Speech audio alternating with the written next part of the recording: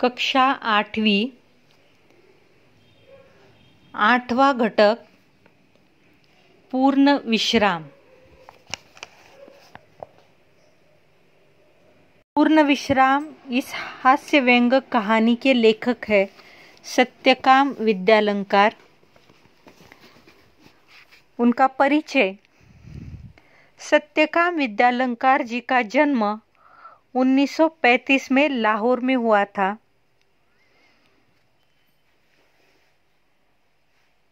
वे सफल संपादक, लेखक और कवि हैं। सरल सुबोध भाषा और रोचक बोधगम्य शैली उनके लेखन की विशेषताएं हैं। उनका लेखन व्यवहारिक है। उन्होंने व्यक्तित्व और चरित्र निर्माण पर अधिक बल दिया है। उनकी कुछ प्रमुख कृतियां हैं: स्वतंत्रता पूर्व चरित्र निर्माण, मानसिक शक्ति के चमत्कार, सफल जीवन, उनका लेखन संग्रह है ये। वीर सावरकर, वीर शिवाजी, सरदार पटेल, महात्मा गांधी, ये उनके जीवन चरित्र है, लिखे हैं इन्होंने आदि। गद्य संबंधी। प्रस्तुत हास्य व्यंग कहानी के माध्यम से कहानीकार ने यह समझाने का प्रयास किया है कि जीवन की आपाधापी में विश्राम के पल मुश्किल से ही मिलते हैं। जब कभी ऐसे अवसर मिलते भी हैं तो घरेलू उलझनों के कारण हम उन पलों का आनंद नहीं उठा पाते। तो आज हम सीखेंगे सत्यकाम विद्यालंकार जी की हास्य व्यंग कहानी पूर्ण विश्राम। डॉक्टर ने बाह पर काला कपड़ा लपेटा और रबड़ की थैली से हवा फूंककर नाड़ी की गति देखी। फिर बोला, कुछ सीरियस नहीं है, दफ्तर से छुट्टी लेकर बाहर हो आइए। विश्राम आपको पूर्ण निरोग कर देगा, लेकिन विश्राम भी पूर्ण होना चाहिए। सत्यकाम विद्यालंकार जी जब डॉक्टर के पास गए तो वहाँ का वर्णन दिया है कि रबड़ की थैली से हवा फूंककर नाड़ी की गति देखकर डॉक्टर साहब ने बोला कि कुछ सीरियस नहीं है, उन्हें दफ्तर से छुट्टी की ज़रूरत है और विश्राम करने की ज़रूरत है अगर निरोगी रहना है तो डॉक्टर उनसे कहते हैं कि कुछ दिन वे दफ्तर से छुट्टी ले और विश्राम करने कहीं जाए, विश्राम कर ले। तो विश्राम की बात सुनकर उनकी पत्नी बड़ी ही प्रसन्न हुई। पत्नी बड़ी प्रसन्न हुई। घर जाकर श्रीमती जी से कह दिया कि जुहू की तैयारी कर लो, हम 2 दिन पूर्ण विश्राम करेंगे। अब विश्राम की बात सुनकर उनकी श्रीमती जी बहुत खुश हुई थी। जैसे ही वे घर गए उन्होंने श्रीमती जी से कह दिया कि वे विश्राम करने जुहू जाएंगे और जुहू जाने की तैयारी वह अब शुरू करेंगे। एक दिन बाद पूर्णिमा भी थी। चांदनी रात का मज़ा जुहू पर ही है। एक दिन पहले आधी रात से ही उन्होंने तैयारी शुरू कर दी। अब वे जुहू जाने वाले हैं तो एक दिन बाद पूर्णिमा है, इसीलिए चांदनी रात होगी तो बहुत ही अच्छा लगेगा वहाँ जाकर चांदनी रात में। तो अब उन्हें जाना है तो एक दिन पहले से ही आधी रात से ही उन्होंने तैयारियां शुरू कर दी। 2 बजे का अलार्म बेल लगा दिया। स्वयं वह 2 से पहले ही उठ बैठी और कुछ नोट करने लगी। अब आधी रात से ही तैयारी में जुट गई तो 2 बजे का अलार्म भी लगा दिया। लेकिन अलार्म से पहले ही श्रीमती जी उठ गई थी और कुछ लिख रही थी, नोट कर रही थी। श्रीमती जी ने इन सब कामों की सूची बनाकर मेरे हाथ में दे दी। जब तैयारी करनी है। तो सूची बनाई थी श्रीमती जी ने, और जाने के लिए क्या क्या सामान लगेगा, क्या क्या तैयारी करनी है, उसके बारे में लिखा था। तो वह सूची उन्होंने लेखक के हाथ में दे दी कि सामान क्या क्या मंगवाना है बाहर से। गैरेज में पहुंचकर श्रीमती जी ने मोटर में हवा भरने की पिचकारी, ट्यूबवाल, रबड़ सॉल्यूशन, 1 गैलन इंजन ऑयल आदि आदि चीज़ें और भी लिखी थी। अब उन्हें जुहू जाना है, तो वहाँ जाने के लिए मोटर अच्छी स्थिति में चाहिए। तो उसके लिए क्या क्या ज़रूरी है, क्योंकि बहुत दिनों से वह गैरेज में खड़ी थी, तो उसे ठीक करवाना होगा। तो उसके लिए जो जो ज़रूरी सामान है वह उस सूची में लिखा हुआ था कि हवा भरने की पिचकारी, ट्यूबवाल, रबड़ सॉल्यूशन, 1 गैलन इंजन ऑयल, और उसी के साथ साथ आदि चीज़ें भी जो ज़रूरी है वह उसमें लिखी थी। दिन भर दौड़ धूप करके पाय धुनी से मिस्त्री लाया। पाय धुनी यानी मुंबई का एक स्थान है, स्थान का नाम है पाय धुनी। तो वहाँ से उन्होंने एक मिस्त्री को लाया जो गाड़ी को ठीक कर सके। सुबह से शाम हो गई, मगर शाम तक 4 में से 2 खिड़कियों की चटकनियाँ भी नहीं कसी गई। अब बाहर जाना है तो दरवाजे खिड़कियाँ भी अच्छी अवस्था में चाहिए घर की, ताकि अच्छी तरह से बंद कर सके, घर को सुरक्षित रख सके। तो सुबह से शाम हो गई थी, लेकिन अभी तक खिड़कियों की 2 चटकनियाँ भी कसकर नहीं हुई थी। मोटर के लिए ज़रूरी सामान लाते लाते रात तक दिल की धड़कन दुगनी हो गई। यानी बहुत थक गए थे लेखक पूरा दिन काम करते करते। अब जाना है विश्राम करने के लिए। तो उससे पहले की जो तैयारी है, उस तैयारी ने ही उन्हें थका दिया। दिन भर घूमकर वह थक गए, मोटर के लिए सामान खरीदी करते हुए, मिस्त्री को लाते हुए। उनकी धड़कन और तेज हो गई, दुगनी हो गई, यानी वे बहुत थक गए थे। रात को सोने लगे तो श्रीमती जी ने आश्वासन देते हुए कहा, कल जुहू पर दिन भर विश्राम लेंगे तो थकावट दूर हो जाएगी। अब वे थक गए थे, तो उनका समाधान करने के लिए श्रीमती जी ने कह दिया, आश्वासन दे दिया उन्हें कि जब वे कल जुहू पर जाएंगे तो वहाँ पर विश्राम कर लेंगे तो वह थकावट भी दूर हो जाएगी। श्रीमती जी ने अपने कर कमलों से घड़ी की घुंडी घुमाकर अलार्म लगा दिया और खुद बाहर जाकर मोटर का पूरा मुआयना करके यह तसल्ली कर ली कि सूची में लिखा सब सामान आ गया है या नहीं। सुबह 5 बजते ही अलार्म ने शोर मचाया। श्रीमती जी, उन्होंने अब सुबह जाना है तो जल्दी उठना पड़ेगा, इसीलिए उन्होंने सुबह 5 बजे का अलार्म लगा दिया और उससे पहले वह मोटर का पूरा मुआयना करके आई, निरीक्षण करके आई।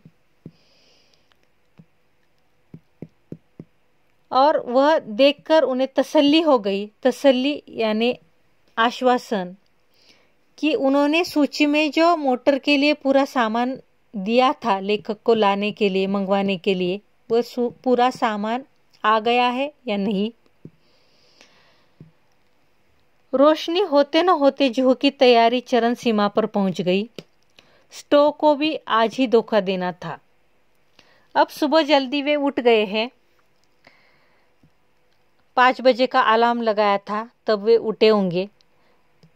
जैसे जैसे सुबह होने लगी थी, जुहू जाने की उनकी तैयारी जो थी वो अंतिम समय तक आ गई थी, अंतिम टप्पे में आ गई थी। लेकिन एक बात हो गई, स्टोव ने उसी दिन सुबह सुबह धोखा दे दिया। वो हर मिनट बुझने लगा। आधा घंटा उसमें तेल भरने और धोखनी करने में चला गया। सुबह सुबह स्टोव बंद हो चुका था। आधा घंटा तो उसमें ही गया तेल भरने में और धौंकनी करने में। आखिर चाय का प्रोग्राम स्थगित कर दिया और हम दत्तचित्त हो तैयारी में जुट गए। अब उन्होंने सुबह का चाय का प्रोग्राम ही टाल दिया, स्थगित करना यानी टालना। और फिर से वे दत्तचित्त यानी ध्यानपूर्वक तैयारी में जुट गए, क्योंकि कोई सामान नहीं छूटना चाहिए था वहां पर। उन्हें वहां पर पूर्ण विश्राम करने जाना था। वाटरलू जाने से पहले नेपोलियन ने भी ऐसी तैयारी न की होगी। इतनी तैयारी उन्होंने की थी कि वाटरलू जाने से पहले नेपोलियन ने भी नहीं की होगी इतनी तैयारी। ऐसी महत योजनाओं के संपन्न करने में हम पति पत्नी परस्पर सहयोग भावना से काम करने पर विश्वास रखते हैं। अब ये जुहू जाने की योजना है, तो ऐसे कोई भी अगर योजना होती है, आयोजन होता है, तो उसे संपन्न करने के लिए वे दोनों पति पत्नी एक दूसरे का सहकार्य करते हुए, सहकार्य की भावना रखते हुए, एक दूसरे का साथ देते हुए काम करने में विश्वास रखते हैं। सहयोग भावना हमारे जीवन का मूल मंत्र है। उनके जीवन का मंत्र है वह सहयोग की भावना, एक दूसरे का सहकार्य करना, सहयोग करना। सहयोग मन, वचन, कर्म इन तीनों से होता है। मन से, वचन से, कर्म से ये सहयोग की भावना होती है। जीवन का यह मूल मंत्र मुझे भुलाना था। एक दूसरे का साथ देना, यही उनके जीवन का मूल मंत्र था। और लेखक की पत्नी श्रीमती जी, वह उसे नहीं भूली थी। श्रीमती जी ने मुझे मेरे कामों की याद दिलाने लगी और मैं उनके उपकार के बदले उनकी चिंताओं में हाथ बटाने लगा। जो जो काम रह गए थे सूची में, उन कामों की याद लेखक की श्रीमती जी लेखक को दिलाने लगी थी और उन कामों की याद के बदले वे श्रीमती जी की जो चिंताएं हैं उनमें हाथ बटाने लगे थे। बहुत दिनों के बाद वे लोग घूमने जा रहे थे, विश्राम करने जा रहे थे, इसीलिए श्रीमती जी में इतना उत्साह था, इतनी तैयारियां वे कर रही थी।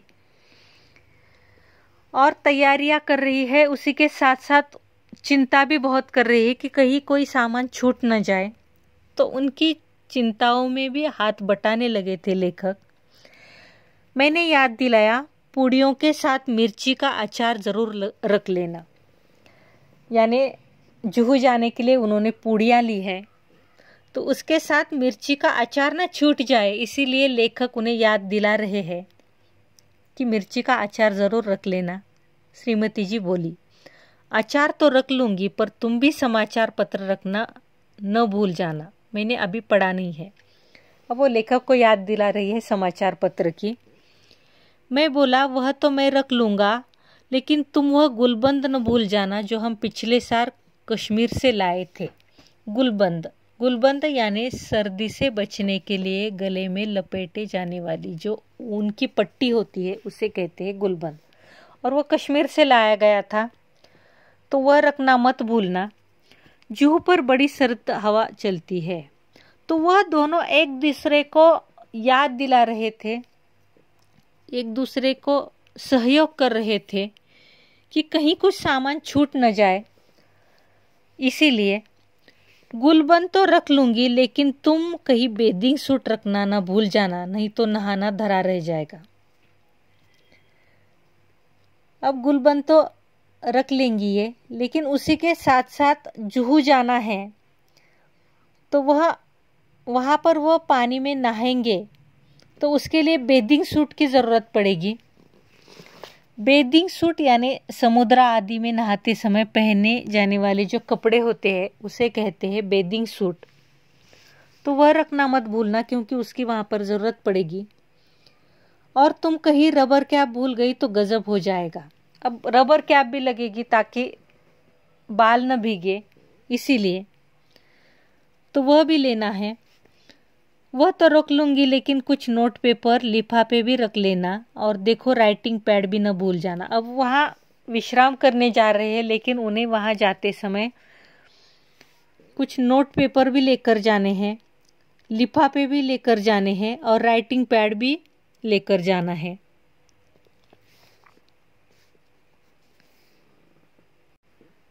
राइटिंग पैड का क्या करोगी? कई दिन से माँ की चिट्ठी आई पड़ी है, जूहू पर खाली बैठे जवाब भी दे दूंगी, यूँ तो वक्त भी नहीं मिलता।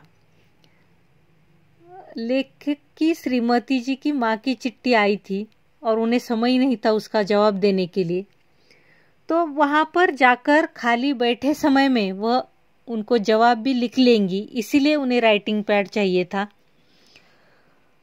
और ज़रा वे चिट्ठियाँ भी रख लेना जिनके जवाब देने हैं। चिट्ठियाँ ही रह गई तो जवाब किसके दोगे? अब पहले की आई हुई चिट्ठियाँ भी लेनी पड़ेगी ताकि जवाब दे सके, इसीलिए चिट्ठियाँ भी लेनी है। और सुनो, बिजली के बिल और बीमा के नोटिस आ पड़े हैं, उनका भी भुगतान करना है, उन्हें भी डाल देना। बिजली का बिल भी आया था, वह भी भरना है। बीमा की नोटिस आई थी, बीमा यानी सुरक्षा, तो उसका भी भुगतान करना है। भुगतान यानी पैसे चुकाना, बीमा के पैसे भरने थे, तो वह भी आप साथ में लेंगे ताकि वहाँ से काम कर सके। उस दिन तुम धूप का चश्मा भूल गए तो सर में दर्द चढ़ गया, इसीलिए कहती हूँ छतरी भी रख लेना। जब लेखक धूप का चश्मा भूल गए थे एक दिन, तो उनके सिर में दर्द होने लगा था, इसीलिए वे छतरी की याद दिलाती है ताकि फिर से सिर में दर्द न हो। अच्छा बाबा, रख लूँगा। और देखा, धूप से बचने की क्रीम भी रख लेना, शाम तक छाले न पड़ जाए, वहाँ बहुत करारी धूप पड़ती है। करारी यानी तेज। अब छतरी रख लेंगे, लेकिन धूप से बचने के लिए क्रीम भी लगेगी, तो वह क्रीम भी रखनी पड़ेगी।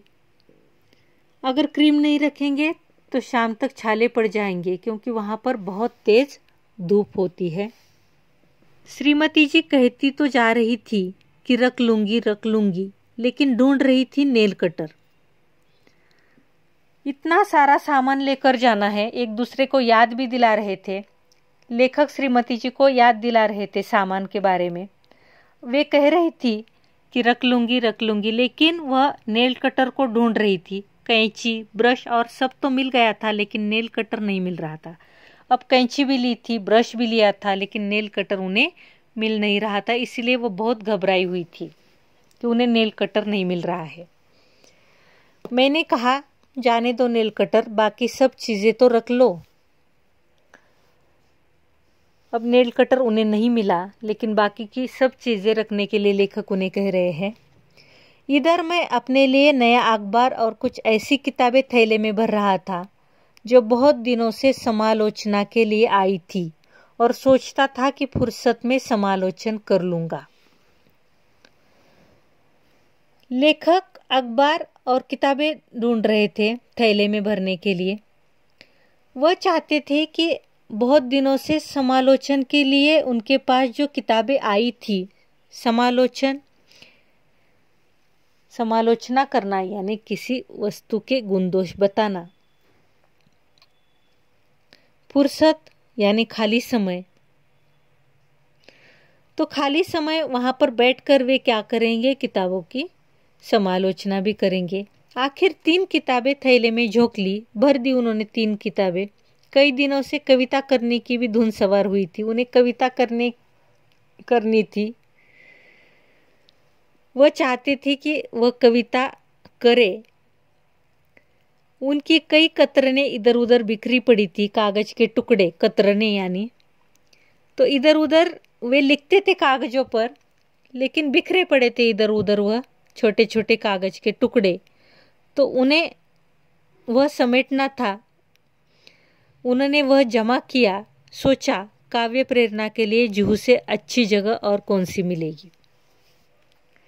उन्हें लगता था कि वहाँ जाकर आराम से बैठकर उनका ये जो शौक है, कई दिनों से उन्हें जो कविताएं करनी है, वह वहाँ बैठकर वे करेंगे और उसके लिए जूहू से अच्छी जगह कोई नहीं मिलेगी। आखिर कई अटैची, कई थैले, कई झोले भरकर हम जूहू पहुंचे। इतना सारा सामान लेकर वे निकल पड़े। इतनी सारी थैलियां भरी थी और वह सब सामान लेकर वह जूहू पहुंच भी गए। 5-7 मिनट तो हम स्वप्नलोक में विचरते रहे। स्वप्नलोक, सपनों की दुनिया। विचरना यानी घूमना। तो वह स्वप्न देख रहे थे कि वहां जाकर वे क्या क्या करेंगे, यानी बहुत प्रसन्न थे वे। हम समुद्र में नहाने को चल पड़े। समुद्र तट पर और लोग भी नहा रहे थे। एक ऊंची लहर ने आकर हम दोनों को ढक लिया। लहर की उस थपेड़ से न जाने श्रीमती जी के मस्तिष्क में क्या नई स्फूर्ति आ गई कि उन्होंने मुझसे पूछा, तुम्हें याद है बरामदे की खिड़की को तुमने अंदर से बंद कर दिया था या नहीं? मैं कह उठा, मुझे तो कुछ याद नहीं पड़ता। अब इतने प्रसन्न होकर वे वहां पर पहुंचे थे, समुद्र में गए थे नहाने के लिए। वहां कुछ अन्य लोग भी नहा रहे थे। एक ऊंची सी लहर आई और उस लहर ने इन दोनों को ढक दिया। और लेखक कहते हैं कि उस लहर की उस थपेड़ ने, थपेड़ यानी आघात, श्रीमती जी के मस्तिष्क में एक नई स्फूर्ति आ गई कि उन्हें याद आ गया। और उन्होंने लेखक से एक सवाल पूछा है कि तुम्हें याद है बरामदे की खिड़की तो तुमने अंदर से बंद कर ली है? अब लेखक को भी याद नहीं है कि बंद की है या नहीं की है। अगर वह बंद नहीं हुई और खुली ही रह गई तो क्या होगा? कहते कहते श्रीमती जी के चेहरे का रंग पीला पड़ गया।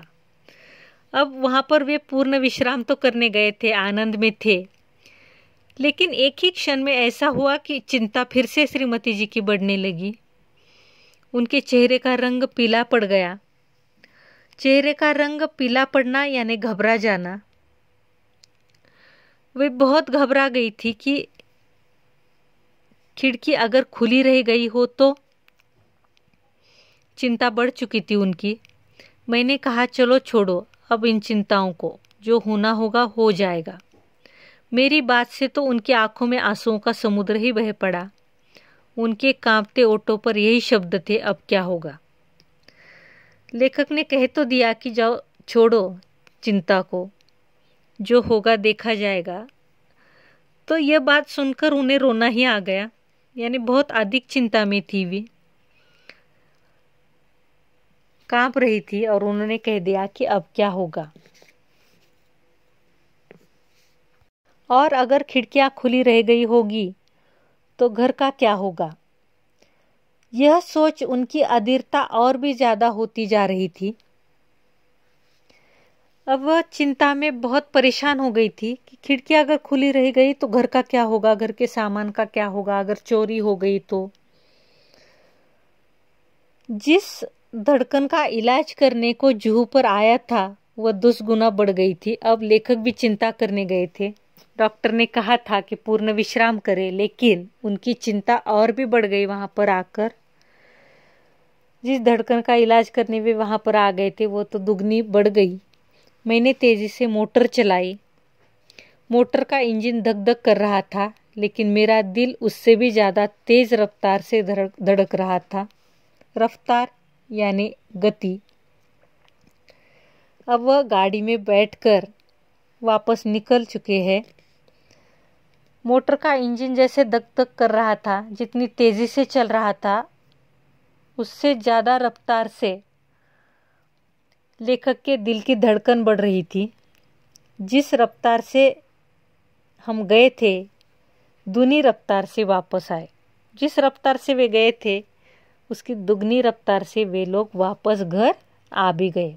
अंदर आकर देखा कि खिड़की की चटकनी बदस्तूर लगी थी। बदस्तूर यानी अच्छी तरह से खिड़की बंद थी, सब ठीक था।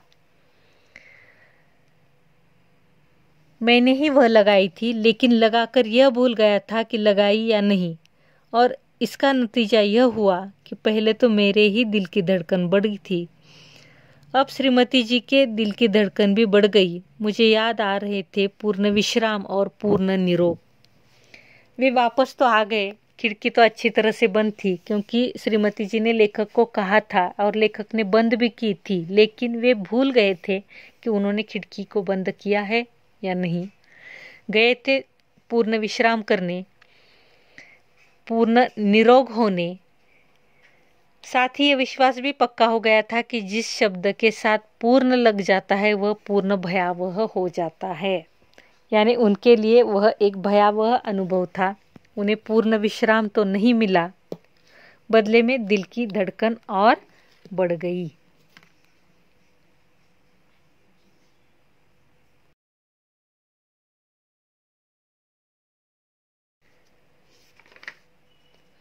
स्वाध्याय